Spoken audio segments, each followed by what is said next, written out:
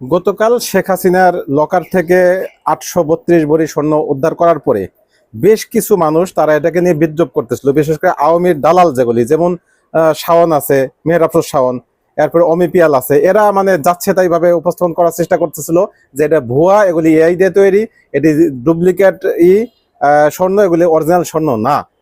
এরপরে তার একটা দিল এরকম স্ট্যাটাস যে শেখ হাসিনা বলছে এগুলি দান করে দিতে।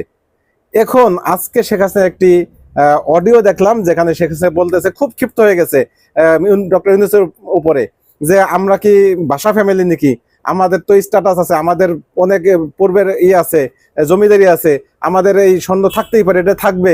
এখানে তো আমার একটা লকার আছে, এটা সবাই জানেই। দুটো ব্যাংকে তার লকার আছে, আর একটা ব্যাংকের কথা বলেছে। এবং তার বিরুদ্ধে মাত্র একটা মামলা রায় হয়েছে, এখনো সবকিছু স্যাটিসফাইড হয়ে যায় নাই, এখন অনেক পথ বাকি, এখনই কেন সেটা ভাঙবে? এটা তো ব্যাংক ডাকাতি। তার মানে এটা যে ঘটনা সত্য, একেবারেই পিওর, এটা যে শেখ হাসিনার মালিক, অন্তত 100 কোটির মালিক না হোক, তিনি যে বলতেন রিক্ত, তিনি শূন্য হাত, তার হাত খালি, কিন্তু অন্তত 17 কোটি টাকার মালিক, এটা তো এখন নিশ্চিত হয়ে গেল।